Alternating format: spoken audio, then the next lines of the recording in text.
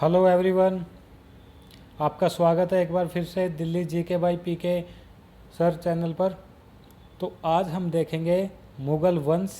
जो दिल्ली के हम हिस्ट्री पढ़ रहे हैं उसमें अभी तक हमने देखी है दिल्ली सल्तनत और उसके वंश।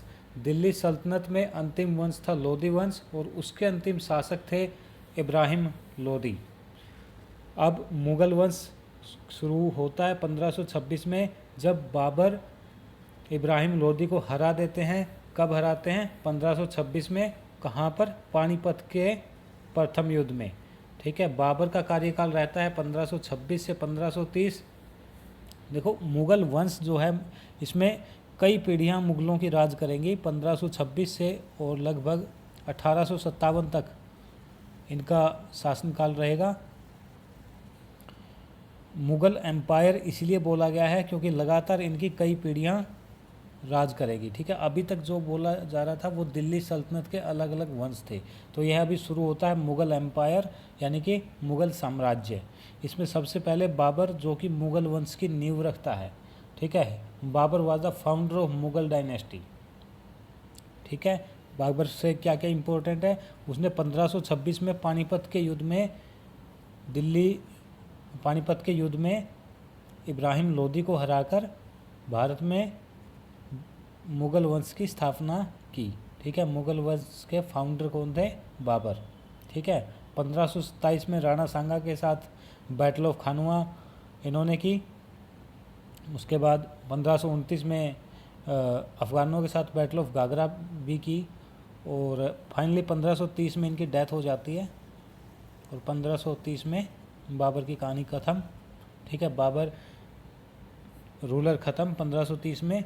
उसके बाद शासक बनता है बाबर का पुत्र हुमायूं। उससे पहले देख लेते हैं, बाबर ने अपनी आत्मकथा लिखी तुजुक ए बाबरी। ठीक है, तुजुक ए बाबरी या बाबरनामा। ठीक है, दोनों एक ही नाम है। ये बायोग्राफी है यानी कि आत्मकथा है। आत्मकथा होती है जो खुद लिखे। ठीक है, यानी कि ये बाबर ने अपने आप ही लिखी है। ठीक है, उसके बाद देखते हैं उनका पुत्र हुमायूं गद्दी पर बैठता है। अब हुमायूं के बारे में कहा जाता है कि इसने ज़्यादातर टाइम जो है अपना इधर उधर घूमते फिरते ही काटा। क्यों? क्योंकि इसको दिल्ली पर नहीं टिकने दिया गया। अभी देखते हैं कैसे। 1530 से 1556 तक पढ़ा जाता है कि हुमायूं का शासनकाल था। ठीक है, लेकिन एक्चुअल में क्या था? एक्चुअल में इसको 15 साल दर दर भटकना पड़ा था 1540 से 1555 तक। कैसे? 1530 से 1540 तक इसका एक शासनकाल रहता है। ठीक है, लेकिन 1539 में चौसा का युद्ध और 1540 में कन्नौज का युद्ध जब हुमायूं हार जाता है तो इसको भागना पड़ता है दिल्ली छोड़कर। और उसके बाद 15 साल के लिए यानी कि 1540 से 1555 तक सूरवंश आ जाता है। ठीक है, सूरवंश 15 साल शासन करता है और फिर दोबारा से हुमायूं वापस गद्दी पर बैठता है 1555-56 में और फिर आगे फिर मुग़ल वंश स्टार्ट हो जाता है। तो पढ़ते हैं, बाबर के पश्चात हुमायूं दिल्ली की गद्दी पर बैठा और 1533 में इसने दीन पनाह। ठीक है, जैसे कि हम देखते आ रहे हैं दिल्ली सल्तनत से दिल्ली में अलग अलग शहरों की अलग अलग नगरों की स्थापना होती है। तो छठा शहर बनता है दीन पनाह और इसकी जो स्थापना करते हैं वो करते हैं हुमायूं। 1539 में हुमायूं और शेर खां के बीच चौसा नामक स्थान पर चौसा का युद्ध हुआ और इसमें हुमायूं की पराजय हो जाती है। 1540 में फिर हुमायूं और शेर खां के बीच में बिलग्राम का युद्ध या फिर कन्नौज का युद्ध हुआ और इसमें फिर से हुमायूं हार जाता है और यहाँ पर अफ़गान शासक शेर शाह सूरी का अधिकार हो जाता है। ठीक है, शेर शाह सूरी जिसको हम शेर शाह सूरी के नाम से जानते हैं, शेर शाह सूरी का अधिकार हो जाता है, वह दिल्ली का शासक बन जाता है और हुमायूं को दिल्ली से भागना पड़ता है। उसके बाद क्या होता है, थोड़ा सा शेर शाह सूरी के बारे में पढ़ेंगे, सूरवंश के बारे में। तो 5 साल तक ही शेर शाह सूरी राज करता है, उसके बाद उसका बेटा राज करेगा। तो शेर शाह सूरी ने 1540 से दिल्ली में सूरवंश की स्थापना की। इसका इम्पोर्टेंट क्या है? इन्होंने दिल्ली से गुजरने वाला जीटी रोड जो कि कोलकाता से पेशावर तक है उसका निर्माण कराया और शेरशाह ने दिल्ली में रोहतासगढ़ और दिल्ली का पुराना किला इसका निर्माण करवाया। शेरशाह के बाद जो भी उसके उत्तराधिकारी हुए वो ज़्यादा इम्पोर्टेंट, ज़्यादा फेमस, ज़्यादा लायक नहीं थे, इसलिए 1555 में सूरवंश का जो अंतिम शासक मोहम्मद आदिल शाह होता है उसको हुमायूं फिर से हरा देता है और 1555 में हुमायूं दोबारा दिल्ली पर अपना अधिकार कर लेता है। जनवरी 1556 में पुराने किले के शेरे मंडल लाइब्रेरी या शेरे मंडल जो पुस्तकालय है वहाँ से गिरकर हुमायूं की मृत्यु हो जाती है। और जब मृत्यु हो जाती है 1556 में तो उस टाइम पर हेमू होता है आदिल शाह का दरबारी, वो दिल्ली और आगरा पर कब्जा कर लेता है। ठीक है, अब मुग़ल वंश का फिर से शासन होता है क्योंकि इस टाइम पर अकबर की उम्र केवल 13 साल होती है। ठीक है, आपको ये सीक्वेंस भी याद करना है, कैसे याद करना है वो भी आपको बताऊंगा। ठीक है, सबसे पहले हमने देखा बाबर। ठीक है, सबको याद रखना है, बाबर मुग़ल वंश की स्थापना करता है। उसके बाद हुमायूं आता है, बाबर का बेटा। ठीक है, जब हुमायूं 1556 में दोबारा दिल्ली पर अधिकार करता है तो उसके बाद जो अकबर होता है उसका बेटा वो केवल 13 साल का होता है। और पानीपत की दूसरी लड़ाई होती है 1556 में अकबर और हेमू के बीच में। हम ये पढ़ते हैं कि अकबर और हेमू के बीच में पानीपत की दूसरी लड़ाई हुई, लेकिन अकबर उस समय केवल 13 साल का था, तो वो 13 साल का बच्चा कैसे लड़ा?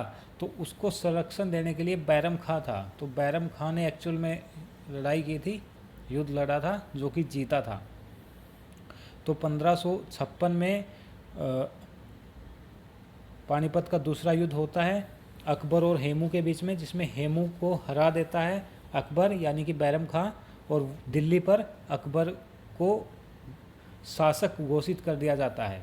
शासक बनने के बाद अकबर ने 1556 से 1560 तक बैरम खां के संरक्षण में शासन किया।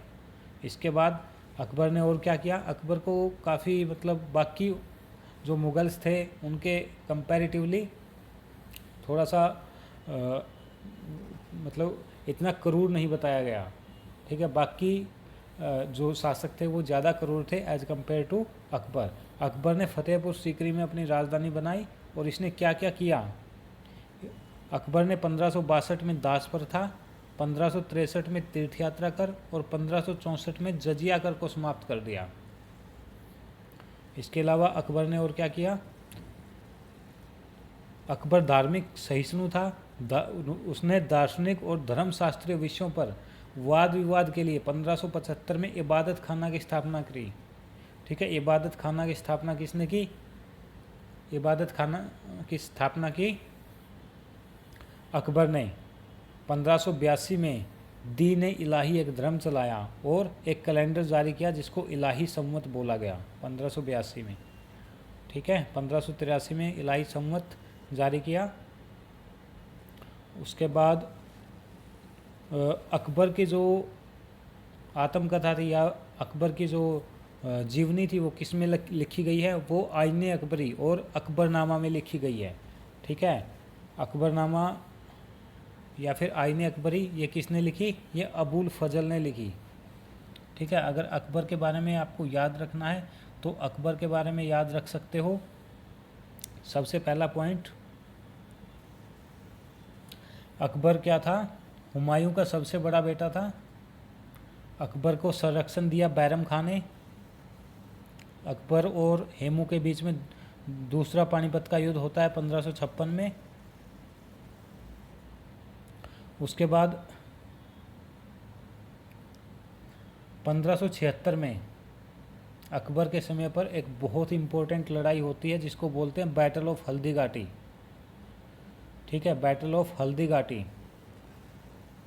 ये भी अकबर के ही शासनकाल में होती है, बैटल ऑफ हल्दी घाटी।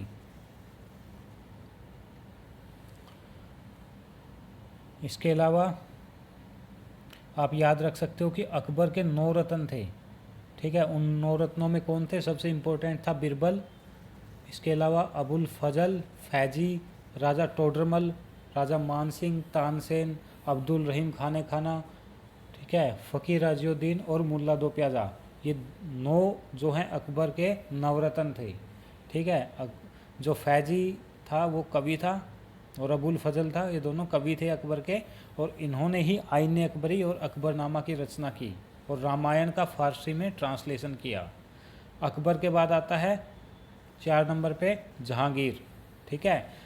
तो सीक्वेंस आपको भूलना नहीं है, सबसे पहले बाबर आया, फिर हुमायूं आया, उसका बेटा फिर अकबर हुआ, अब अकबर के बाद जहांगीर आएगा। 1605 से 1627 तक अकबर ने कब तक शासन किया?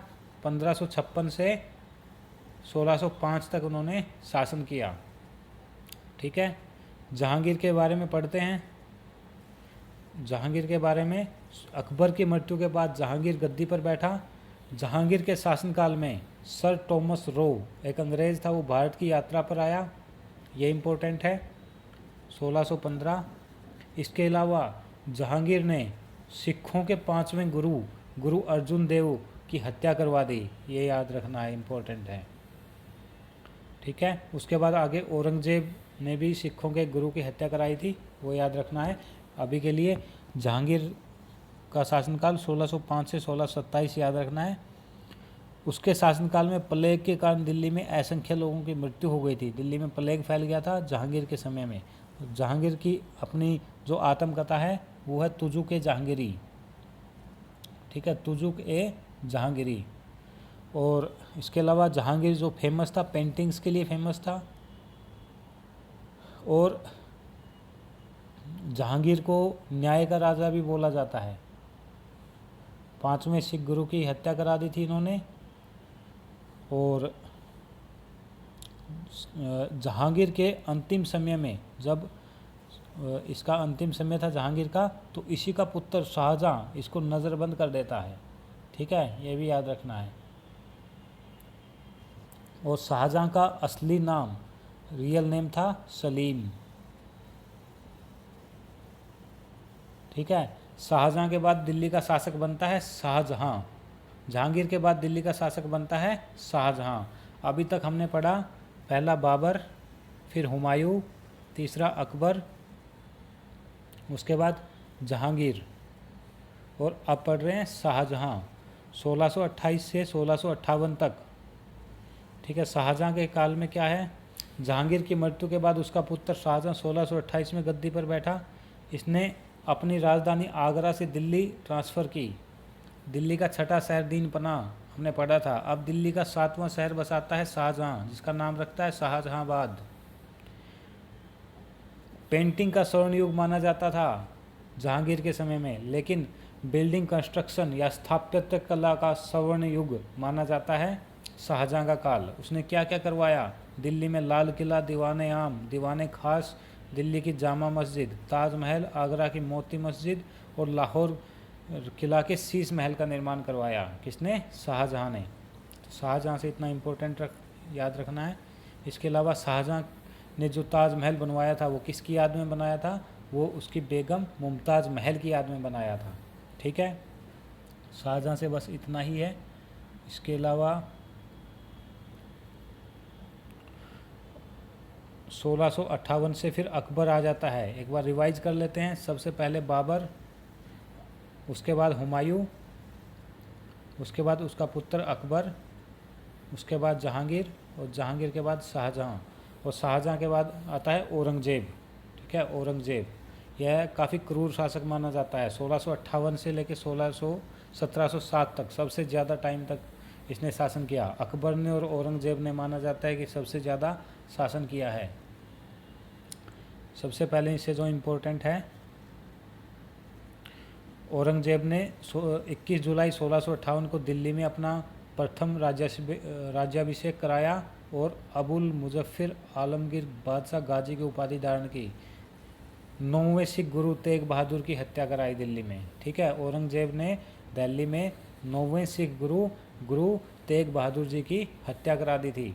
औरंगजेब के ही शासनकाल में दिल्ली अपना महत्व बना रहा, परंतु औरंगजेब का अधिकतर समय दिल्ली, दक्षिण एवं मराठा के साथ युद्ध में व्यतीत हुआ। औरंगजेब ही लास्ट ऐसा एम्परर था जहाँ तक मतलब मुग़ल साम्राज्य का अच्छा मतलब पूरा ऑल ओवर इंडिया में अच्छा शासन था, ठीक है। उसके बाद धीरे धीरे अब पतन शुरू होने लगता है औरंगजेब के समय से, और 1707 में औरंगजेब की मृत्यु हो जाती है, और औरंगजेब की मृत्यु के बाद मुग़ल साम्राज्य का पतन आरंभ हो जाता है।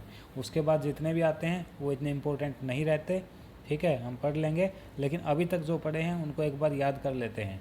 सबसे पहले बाबर आया, उसके बाद उसका पुत्र हुमायूं, उसके बाद उसका पुत्र अकबर, उसके बाद उसका पुत्र जहांगीर, जहांगीर के बाद शाहजहां, शाहजहां के बाद उसका पुत्र औरंगजेब। ठीक है, तो ये आपको याद रखने हैं। 1707 तक बहुत इम्पोर्टेंट है ये मुग़ल शासक। उसके बाद बहादुर शाह प्रथम आता है 1707 में, 1707 से 12। फिर फ़र्रुखसियार आता है, मोहम्मद शाह आता है। ठीक है, मोहम्मद शाह के शासनकाल में क्या हुआ था? बैटल ऑफ प्लासी 1757 और 1764 में बैटल ऑफ बक्सर होता है मोहम्मद शाह के टाइम में, ये याद रख सकते हो। इसके अलावा 1748 में मोहम्मद शाह के ही शासनकाल में अहमद शाह अब्दाली, जो कि नादिर शाह का उत्तराधिकारी था, उसने भी भारत पर आक्रमण किया था। मोहम्मद शाह के शासनकाल में केवल बैटल ऑफ प्लासी होता है 1757 वाला। बैटल ऑफ बक्सर जो होगा वो शाह आलम के टाइम पे होगा, जो कि 1759 से 1806 तक होगा। ठीक है, शाह आलम द्वितीय ने 1764 में बक्सर के युद्ध में अंग्रेज़ों के विरुद्ध बंगाल के मीर कासिम और अवध के नवाब शुजाउद्दौला के साथ भाग लिया। अब क्या हुआ, अब जो मुग़ल शासक था, मुग़ल शासन था, वो दिल्ली के आसपास ही सिमट कर रह गया। बाकी एरिया में, जो भारत के बाकी एरिया थे, वहाँ पर लोगों ने अपनी स्वतंत्र सत्ता स्थापित कर ली, जैसे बंगाल में मीर कासिम, अवध में नवाब शुजाउद्दौला। ठीक है, इस तरह से। और अब यहाँ पर एक अंतिम कोशिश की गई, सब इन्होंने मिलकर अंग्रेज़ों के विरुद्ध युद्ध किया था, लेकिन इसमें सफल नहीं हो पाए, और अंग्रेज़ धीरे धीरे अपना दायरा बढ़ाते रहे, और 1857 तक आकर बिल्कुल मुग़ल शासक बिल्कुल ख़त्म हो जाएंगे। शाह आलम 1803 में अंग्रेज़ों ने दिल्ली पर आक्रमण किया, ये भी इम्पोर्टेंट है। इसके शासनकाल में अंग्रेज़ों ने दिल्ली पर 1803 में शासन अधिकार कर लिया, और 90,000 रुपये मंथली वेतन देने लगे उसको। शाह आलम द्वितीय के शासनकाल में 1761 में अहमद शाह अब्दाली और मराठों का तीसरा पानीपत का युद्ध होता है। अभी तक पानीपत के 2 युद्ध हमने पढ़े थे। पहला 1526 में हुआ था, बाबर और इब्राहिम लोदी के बीच में, जिसको बाबर जीता था, और दिल्ली में मुग़ल शासन की स्थापना की थी, मुग़ल वंश की स्थापना की थी। दूसरा हुआ था अकबर और हेमू के बीच में, जिसको अकबर ने जीता था। और तीसरा पानीपत का युद्ध होता है अहमद शाह अब्दाली और मराठों के बीच में, और इसको अहमद शाह अब्दाली जीत जाता है। तो यह भी इम्पोर्टेंट है। उसके बाद बहादुर शाह द्वितीय, यानी कि जो अंतिम मुग़ल सम्राट, अब तो नाम मात्र के ही सम्राट रह जाते हैं। बहादुर शाह जफ़र जो अंतिम मुग़ल सम्राट के नाम से जाना जाता है, 1857 में इसको भारत का सम्राट घोषित कर दिया जाता है, लेकिन अंग्रेज़ 1857 क्रांति को दबा देते हैं और गिरफ्तार करके बहादुर शाह जफ़र को भी रंगून भेज देते हैं, जहाँ पे 1862 में मांडले जेल में इनकी मृत्यु हो जाती है। ठीक है, और यहाँ के बाद 1857 के बाद हम पढ़ते हैं हिस्ट्री में कि डायरेक्ट कंट्रोल में आ जाता है ब्रिटिश की महारानी के, इंडिया जो है डायरेक्ट कंट्रोल में आ जाता है। तो दिल्ली में अब तक हमने पढ़ा कि मुग़ल दिल्ली सल्तनत और उसके बाद मुग़ल एम्पायर, और यहाँ पर मुग़ल एम्पायर फिनिश हो जाता है। ठीक है, तो मुग़ल एम्पायर में क्या क्या याद रखना है एक बार फिर हम रिवाइज कर लेते हैं। सबसे पहले मुग़ल एम्पायर की शुरुआत होती है बाबर से। ठीक है, बाबर आता है 1526 में, 1526 से 1530 तक, मुग़ल डायनेस्टी का फाउंडर। पानीपत का पहला युद्ध बाबर जीतता है इब्राहिम लोदी को हरा के, बाबरनामा उसकी बायोग्राफी थी। उसके बाद हुमायूं 1530 से 40 और फिर 55-56 में। ठीक है, 55 से 56। उसके बाद अकबर 1556 से 1605, और उसके बाद अकबर का पुत्र जहांगीर 1605 से 1627। उसके बाद शाहजहां 1628 से 58, और फिर औरंगजेब 1658 से 1707। उसके बाद तो फिर ये छोटे मोटे आते रहते हैं। और अंतिम बहादुर शाह द्वितीय या बहादुर शाह जफ़र जो 1862 में जिनकी डेथ हो जाती है, यहाँ पर आकर मुग़ल सत्ता कम्प्लीटली फिनिश हो जाती है। ठीक है, पूर्ण रूप से समाप्त हो जाती है और दिल्ली आधुनिक रूप से अंग्रेज़ों के अंतर्गत आ जाती है। तो आज ये हमारा दिल्ली का मेडिवल काल कंप्लीट हुआ। ठीक है, दिल्ली अभी पढ़ेंगे 1857 के बाद क्या क्या है आगे की हिस्ट्री में।